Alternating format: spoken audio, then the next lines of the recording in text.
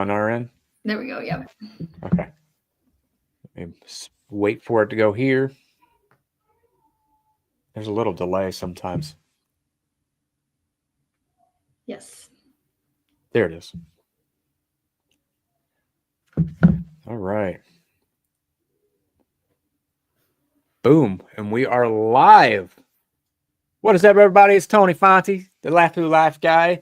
And I got the amazing Michele Vilseck here on live here, interviewing her, and got an awesome interview. I love Michele. She's got, well, as she says about me, I'm the man version. She's the woman version of me, and it's amazing to connect with people. But she's got this amazing energy. This really, what's the contagious energy, and this energy that goes out. And she has this passion for wanting to help speakers get their message out there, get people to share their stories in a very deep and powerful way. She has this deep empathy and this deep desire to really bring these movements and get them out there and teach speakers teach them how to speak, but how to really build their audience and get their message out there in a very, very, very, very, very powerful and deep way. So without further ado, Michele, welcome. Thank you so much. I got to do my Tony face. That's your face too.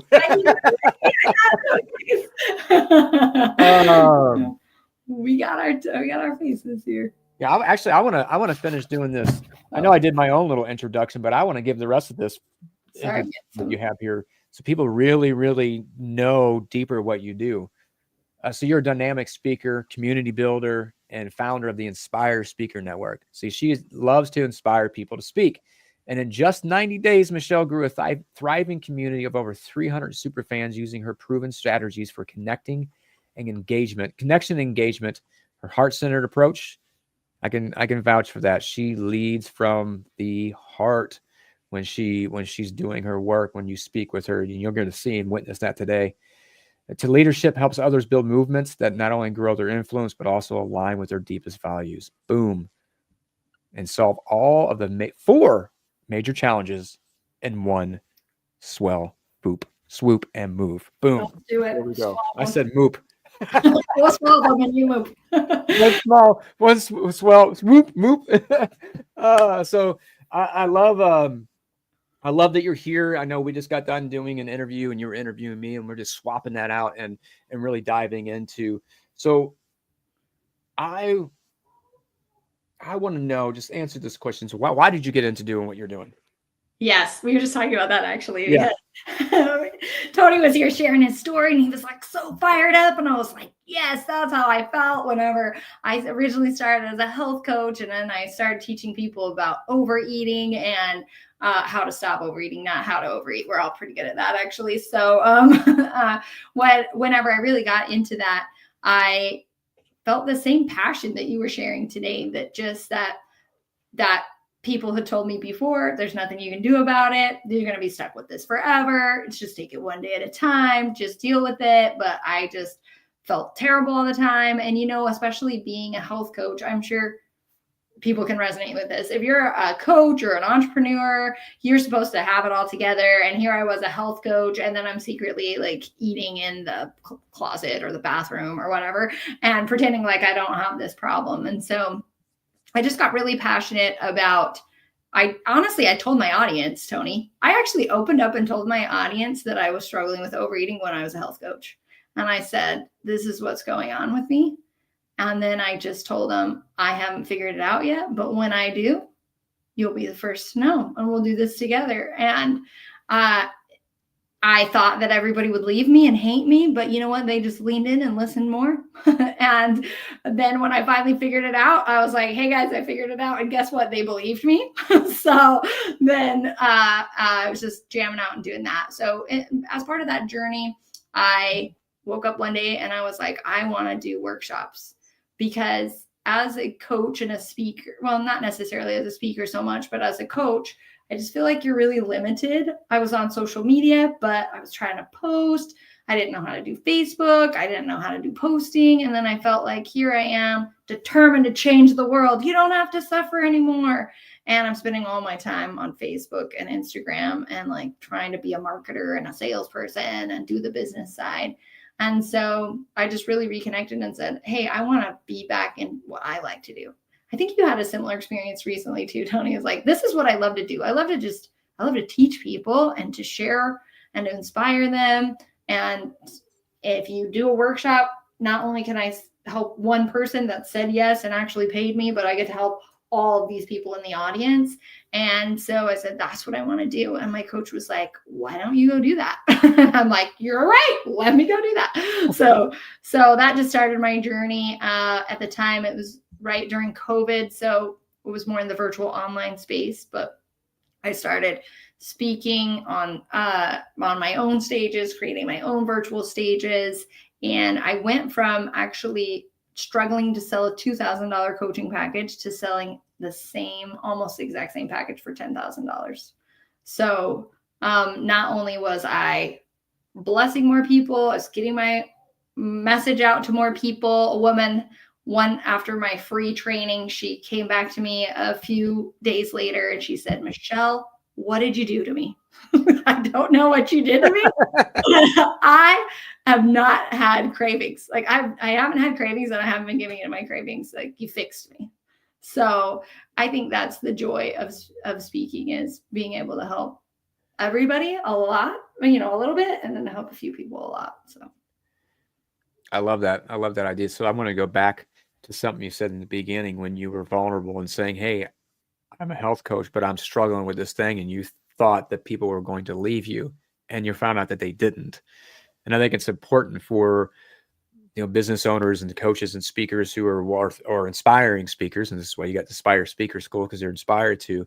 It's like, what if I'm struggling with something? What if I don't have it all figured out? Because we think we have to have it all figured out. And that's a big misconception, that we think we have to have it all figured out. And we have this imposter syndrome that wants to come up, right? And it's like, oh, I can't share that. I can't share this vulnerability because they'll leave. They'll think I'm a fraud. And what it does the exact opposite.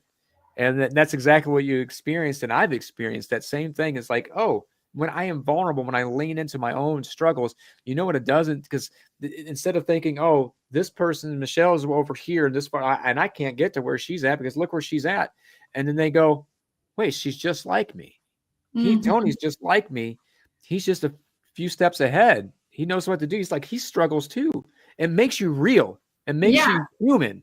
And I just wanted to go back to that. I'm like, oh, yes, because I think it's important for the listeners, people who are watching this, to understand. It's like, hey, be real, be genuine, be yourself, the light and the dark, and come forward.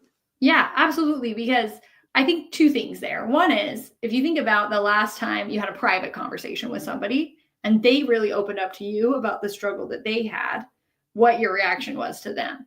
We're not typically, if you're a good person, you're not judging them. You're not, oh, I can't, you're not judging them. You don't want to leave them. You don't immediately start yelling to them. What happens is you open up too, right? You trust them more. You open up and share stuff that's going on with you. Your bond is completely strengthened because they were willing to open up and to trust you. And so now you trust them back.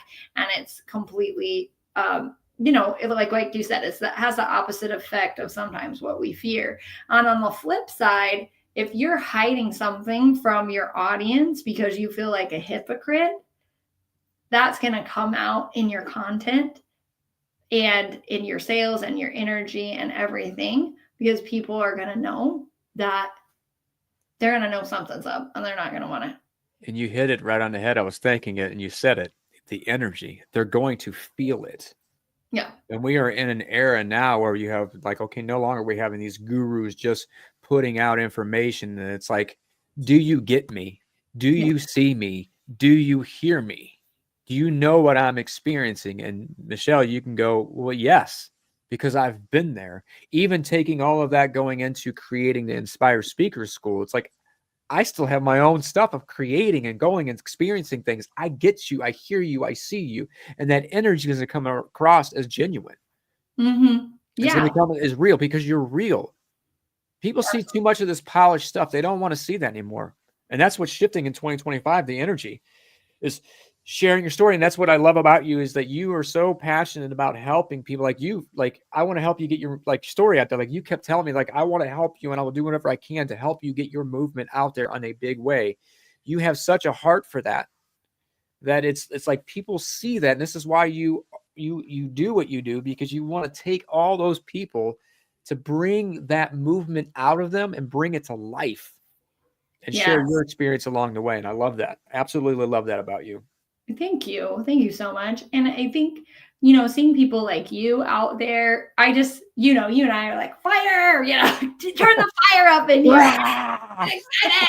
Show me some emotion. But, you know, hearing people like you who just sharing your experience and what you've been through and the solution that you found.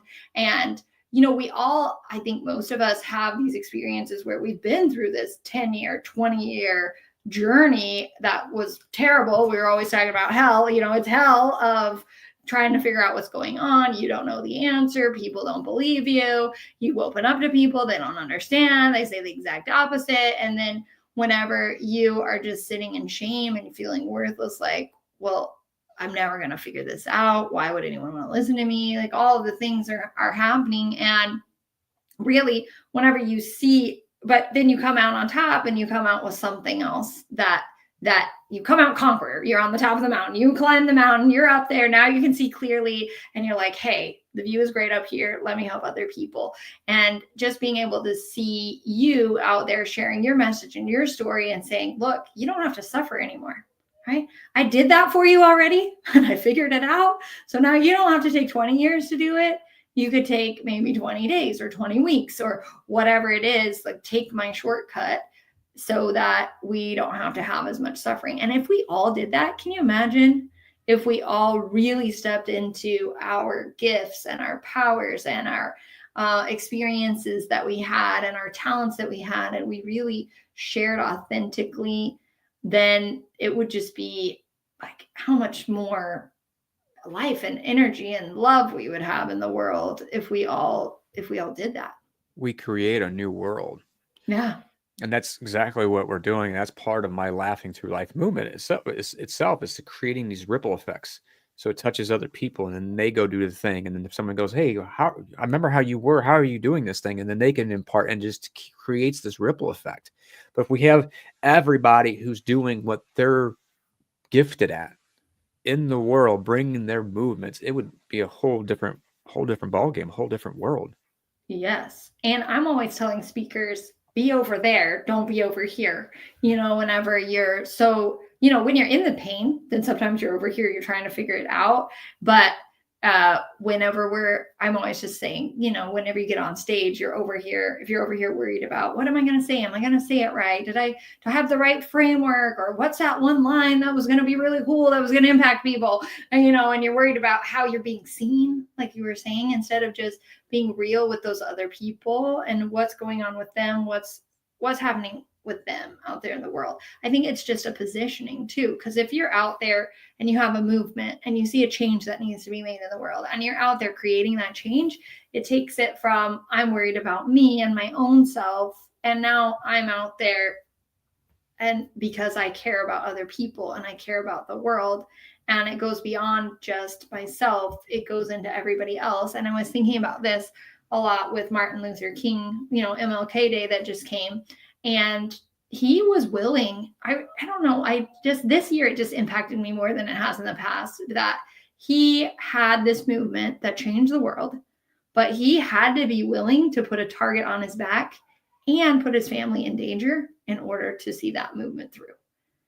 And how many of us are really looking that outward? You know, he's willing to do that because it was bigger than his family and it was bigger than himself. And that's how he stayed motivated. But how many of us are really there where I'm like, I don't think I'm there, to be totally honest. And I like the fact too, and I want to add to that. It's like he put this target on his back, but the difference is most of what we're doing in our movements, yeah, we're putting a target on our back, but not in the sense that our life is in danger like that, because that was a huge, and there are in certain things, but we have a target, and yes, we can be attacked, and that's what vulnerability is opening yourself up to attack, but realizing and knowing that you're strong enough to withstand that attack. And it's like, you know what? Yeah, you're going to have a target on you, because people who aren't ready for that, who are triggering with that, now they got to make a change. They're going to come out. They're going to come at you, and that's a part of it. But you keep being yourself, and that's part of where I've been. It's like, I'm so tired of not being myself that I'm being myself, and that's how the Laughing Through Life movement came. And then just every day, it's like, you know what? You can, I don't care if you like me. I don't care, because really what it's boiled down to is you have to change, and you have to change, but you're unconscious about it. So and this is what the world's doing right now is, oh, I need you to stop doing this so that I feel better. No. Yeah, exactly. I'm going to be me and do whatever you need to do to step up and feel better. And people need to understand that as you're helping them. And it's like, hey, get into your movement, step out into your movement. You're going to put a target, but do it anyway, because people need it. You can move through it. Yes. And I was actually telling my husband this morning, where I'm like, I haven't been getting enough negative comments lately. Like, I honestly, if I don't see people, if people aren't angry at me, I'm not saying anything. And that's what we had this conversation right before. I was like, Tony, and these other movements that I've been just so passionate and on fire whenever I talk, and I don't feel that same fire. Like, help me get back there, right? We're having this conversation. And I'm like, I can tell in my content, I'm like, people aren't angry at me. And therefore, I'm not saying something that's worth saying. I'm just placating, maybe, or I'm not being authentic, or there's something wrong right now that I need to look at seriously. Because you're not connected to that deeper passion that you were once there. And it's like, that's the part of getting back to that passion. And I love that you say that, because it's like, when you start when you've hit a good level, when you have people hating on you, and I know that's like, oh, I don't want people. I'm like, no, you got to be. It's like the book called The Courage to Be Disliked. So the courage to be happy is if you take on the courage to be happy, you also have to take on the courage to be disliked, because as you're learning to go and be more connected to yourself, you're going to be disliked. You're going to be hated, because it's challenging beliefs. It's challenging ways of life. And we are seeing it now. We've been seeing it in the world, whether it's in politics or whatever. We're seeing it with football, with the Kansas City Chiefs, whether you like them or hate them. But like, if you're winning, you're going to have people hate and come up with stories and shit why you're doing it. Yeah, it's like if you are not getting, and I love that you said, it's like, if you're not getting, it's like, okay, I am not showing up and like at the fullest level that I can be. And it's like, and then start getting excited, like, okay, how can I, piss someone off? Hate me. Yeah, how do I piss people off without being intense? Like, I'm not trying to piss them off, but I know it's going to happen. It's like, when I'm showing up as myself, my fullest authentic expression, it's going to piss people off, because now they know that they're not showing up. And it's easier to attack someone, to try to break them down, to bring them down, than it is to talk someone up. But I will say this, those who are doing the work, those who are actually making it, they don't talk down to someone. They don't do that kind of crap. They will cheer you on, be like, that's awesome. Keep fucking going. I love that you're winning. Yes. Those who aren't doing it are going to be hated. It's like the crabs, right? The crabs, and they're trying to get out, and they're all trying to climb to get out, and they're pulling the other ones back down. Same concept. Yes. And it's not even that you're winning necessarily. You're just saying something that, like you're saying, I'm saying something that people need to hear, and it's going to rub a little bit. And if it's not rubbing, then I'm not really saying anything. And whenever I tell you this, whenever I figured out how to stop overeating, and everybody was telling me like, oh yeah, you just have to do it day by day. You're not going to get through this. You can't, you're always going to be stuck with this. And I'm like, no. Well, whenever I finally figured it out and I was free, I mean, what it's like every day to wake up and say, today's going to be different. Or, every night before you go to bed, you're like, tomorrow's going to be different. I'm going to remember, I'm going to, behave, I'm going to do whatever. And then you wake up in the morning and you're not, it's not going to be different. Right? Yep. It sucks. And you can barely get out of bed. And then you find yourself with the same tub of ice cream in your hand, or empty bag of cookies or whatever. But you don't know how to get out of it. And anyways, whenever I remember really distinctly sitting on the chair in our living room, and when a craving came up, and immediately the fear was there, but then I was like, oh yeah, I don't have to. Like, I'm totally free. And it just immediately left. I'm like, I don't have to get up there and get anything, you know? And so I got so excited about this, Tony. I joined an OA group on Facebook, Overeaters Anonymous, because I used to go to Overeaters Anonymous. I didn't know that was such a thing. I just learned something new today. All right. It is a thing, and I've been there before. And I was like, there's so many people suffering. I want to go help them. And I jumped in there and I was like, oh my goodness, you do not have to take it one day at a time. You can be totally free. And I was telling all this stuff, you know, they kicked me out of there so fast. They did not like what I had to say. But before they kicked me out, I actually was talking to one of the support, you know, what do they call you? A sponsor or a mentor or something like that. She's like, oh, you know, can I help you? What are you struggling with? I want to be your sponsor or whatever. And I was like, oh no, actually, I don't need a sponsor. I'm just here to help people because I'm free. And she was like, what? Yeah. And what's that like? What's that? No, it wasn't what's that like. It was, you're lying. You're lying. And then she's like, oh, well, you must have never been addicted because that's like, there's these different levels and you must have been at like this level, not this level, because otherwise you wouldn't be free. And I love that. I want to, because people do that in life too. It's like they trade one addiction for another addiction, because it like me, I even got addicted to meditation and doing healing because I was actually afraid to really step out. And my guides kept telling me, step out on the stage. It's time to step on the stage. You will heal as you go. Step out. And I'm like, no. I would do it a little bit and I would go back. I would do it a little bit and this fear of rejection and all the things, right? And people didn't, they're like, oh, you would never know. And I'm like, yeah, I didn't let it see. I was a great actor. I can get on stage and do things, and there was some genuineness there.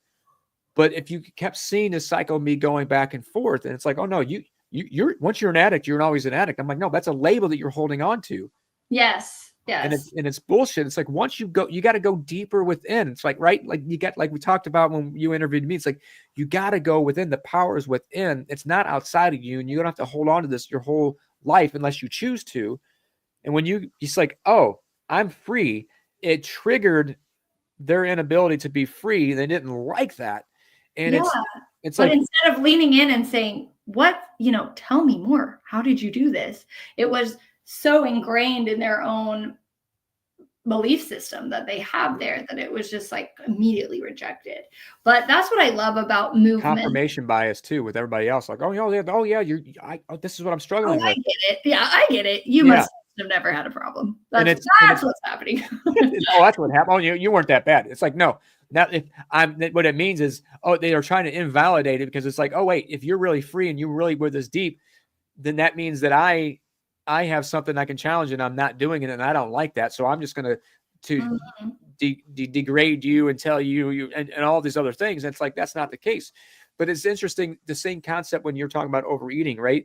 And people are trying all these different things. It's like they're seeking outside of them for the next thing that's going to heal them versus what you do is like, oh, you go in and figure out what is internally not right. Well, no, when I say not right, because I don't believe in the whole right and wrong thing, but it's more of things just are. And it's like, okay, this is what's going on with me. This is why you're getting to the root of why you're eating in the first place. And you're peeling back all those layers. And that's what you're doing to become free. Exactly. Yes. Yeah. And my system was just different than everybody else's, which is great about a movement. And we were talking about this before too, that I like every good movement is like, it is a rebellion. It's fighting against the current status quo. It's showing people a new way, and your people are going to be so excited about it. And I remember whenever I would pitch my offer at the end, I'm like, this is going to be, you know, it's just not going to be for everybody, but for some of you, this is going to be exactly what you've been looking for, because you've been waiting for someone to step up and say it this way and do it this way. And my way isn't the right way, but it's the way that worked for me, because there's a lot of ways to get there. And this is the way that worked for me when all those other ways didn't. And if you're the same, then come on board and I'm going to help you too. And it's the same. And I mean, that's really why I'm so passionate about speaking and helping people get their message out there. It's because I'm like, it's all hands on deck right now. And we're really entering a war, or not a war. We're entering a time of war and revolution and changing of things. Just historically, if you look at the patterns in history, and the outdated systems that we have in all areas of our life, political, educational, they're falling. Everything, the organizational systems that we have in place right now aren't working. Sustainability. I mean, there's so many things that really need to be changed right now. And I really believe, based on what you were saying earlier too, it was the age of information. I really believe we're coming out of the age of information. People don't want more information. I can get that in 2 seconds. I just ask ChatGPT what's going on. It can research the whole internet and tell me everything I desire to know. But really, we're entering what I believe is the age of influence, where the people who are going to be able to make the most change are the one with the biggest microphone. And that if you have influence in other people's lives because you've connected with them, you've served them, you've been vulnerable, you've been real, you've helped them, and you've built this movement around you, those are the people that are going to make the change. Because if everything else falls around us, if our monetary systems collapse, if there's war, if everything crashes around, you have your relationships with other people. And you have your network, you have your relationship with yourself and with God and your network. And that's pretty much all you got left. And so really, you're the one with the power. The more influence that you have, the more power you have. And I'd rather see you with a microphone who's ready to take on the world and make it a better place, instead of these sleazy salespeople that just want to take your money and don't produce the result. And there's a difference in understanding that too, is making it's like, hey, there's nothing wrong with money. There's nothing wrong, wanting money, but it's the value that you're giving. And when you were in a movement, people don't want that just information. They want to know, do you get me?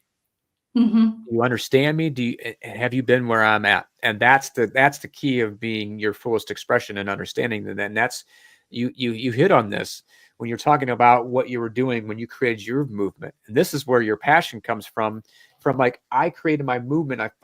I saw and experienced how powerful that is.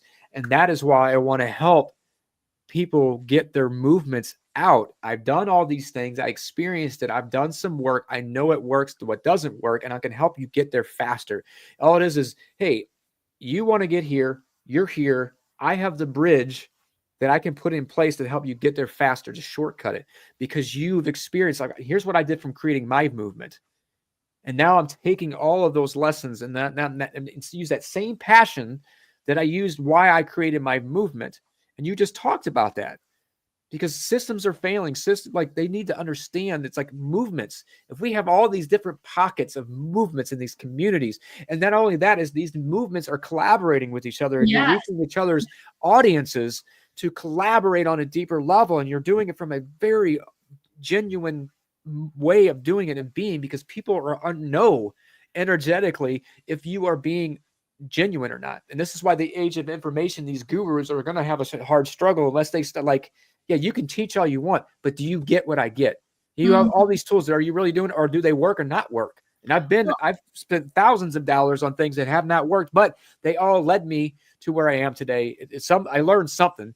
And who are they going to stay with? If you're the one that's just there selling them crap, I mean, you know what? We were having this conversation right before, but I was like, what is my thing?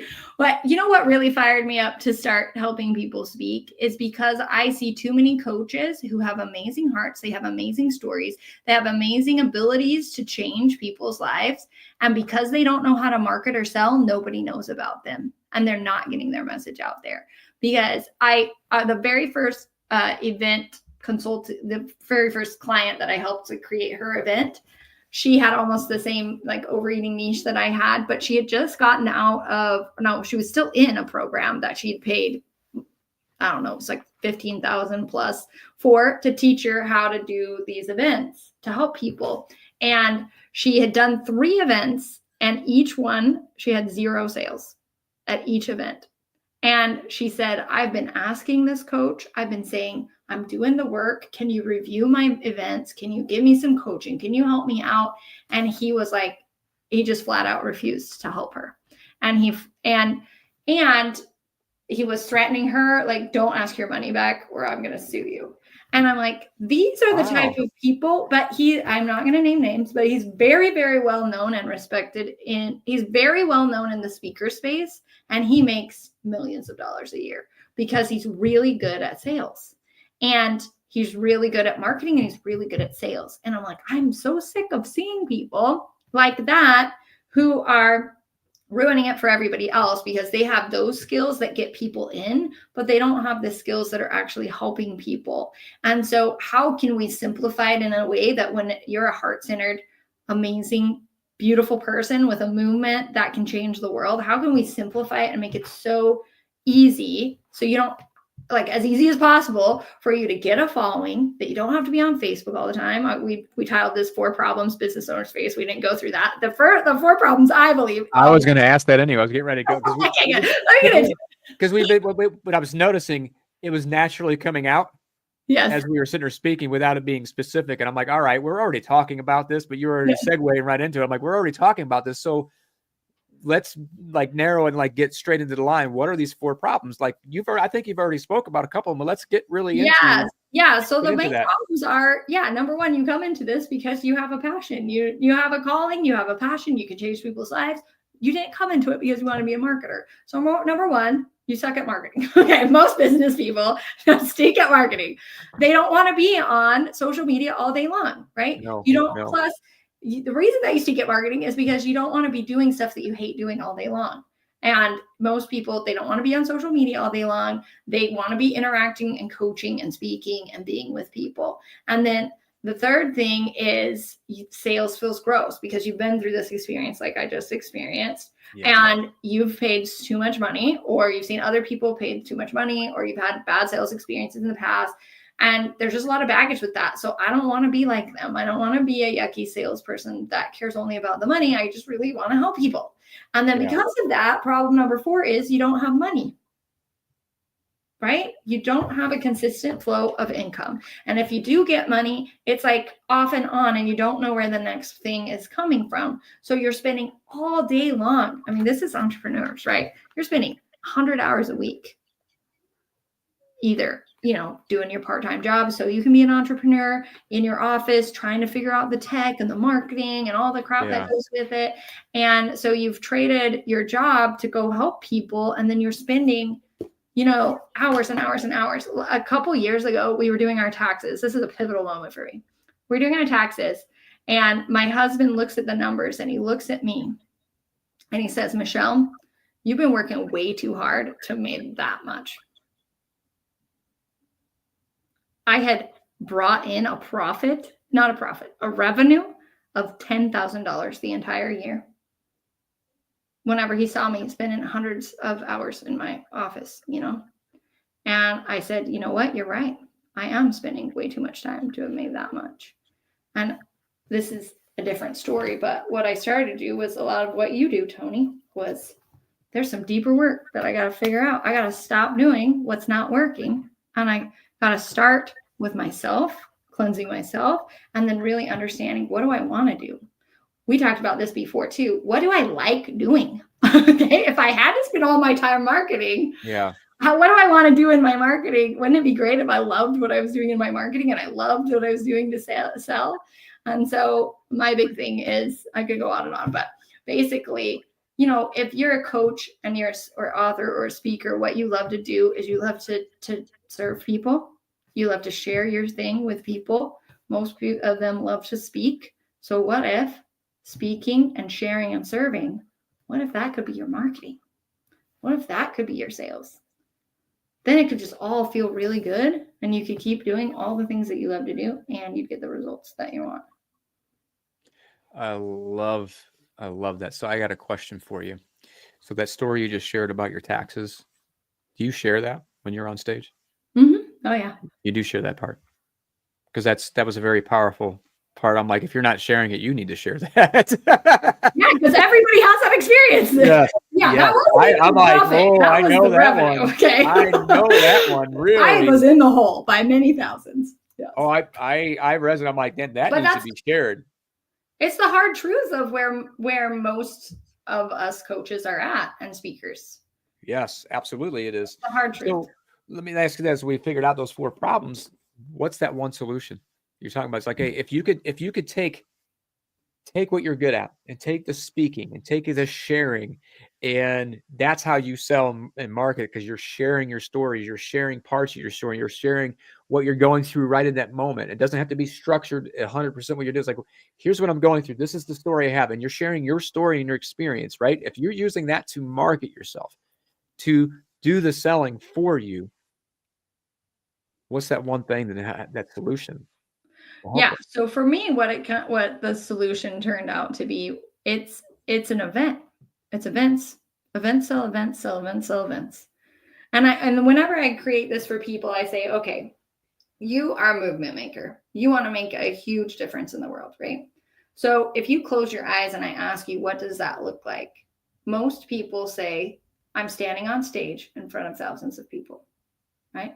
I'm just imagining all the thousands of people that I'm helping and I'm speaking on that stage. So then my next question to you is it your stage?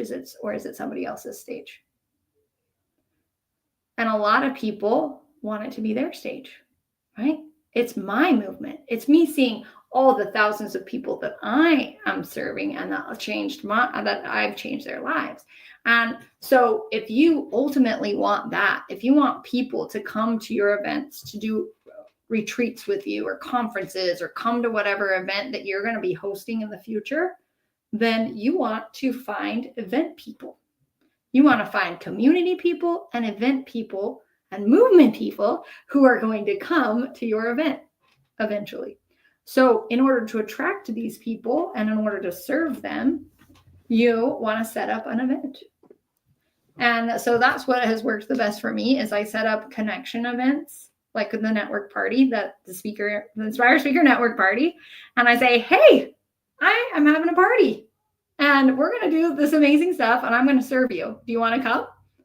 And Tony's like, absolutely, I do.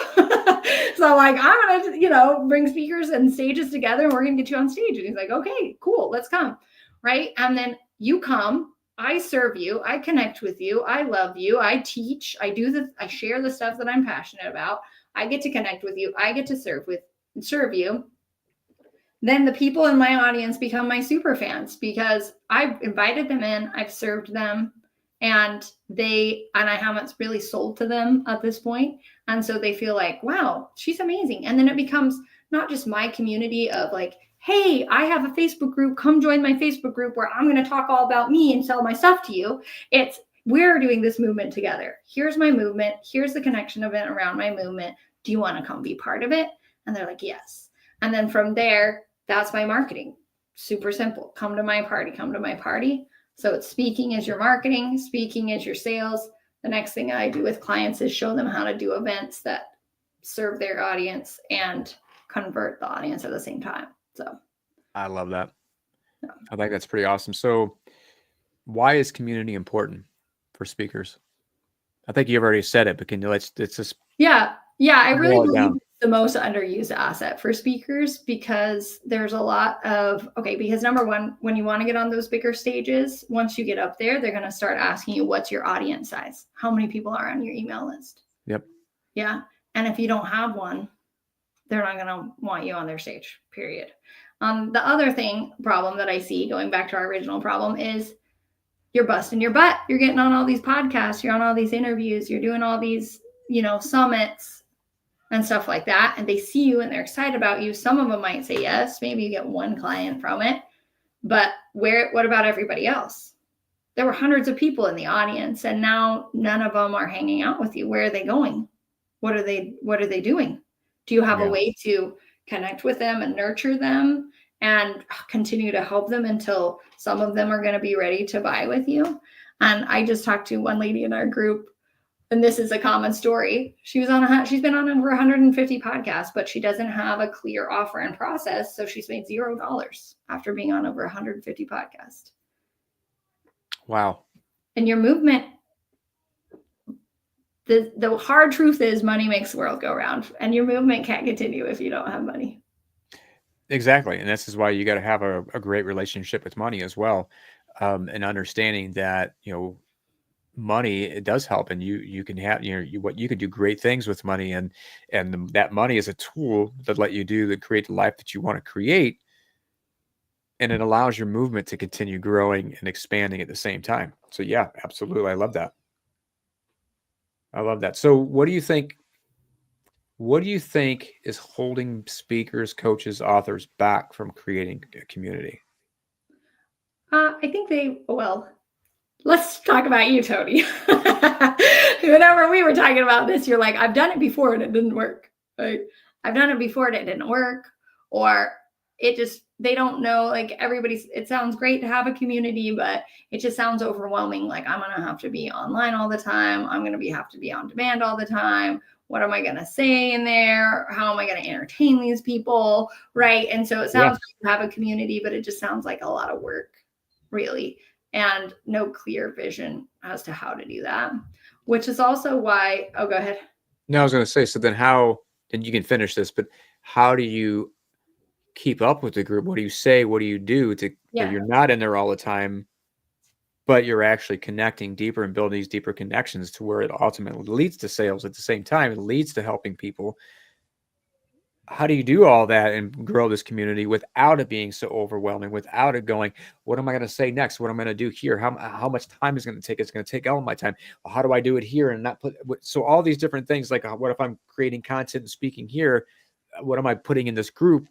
So all these things, right? So yeah, it can be overwhelming. And I homeschool. Actually, I'm a homeschool mom. I have a life outside of my business, and I also, my personality is, I need a lot of space by myself. Like ideally, if I have 7 hours by myself every single day with nobody else around, that would be my ideal, right? So whenever I do anything, I'm like, it's got to be doing multiple things. It's got to be leveraged, and it's got to be doing multiple things, because I don't want to be on here all the time. And that's what shifted for me in that moment when my husband asked me that question too. And so really the reason that I keep coming back to the connection event, the network party, and the movement is, whenever you create your community around this connection event where I'm bringing other people together, it's not just me trying to create a relationship with every single person in my community. These people start creating relationships with themselves, with each other, with each other. And then they're building this community, and suddenly it becomes our community.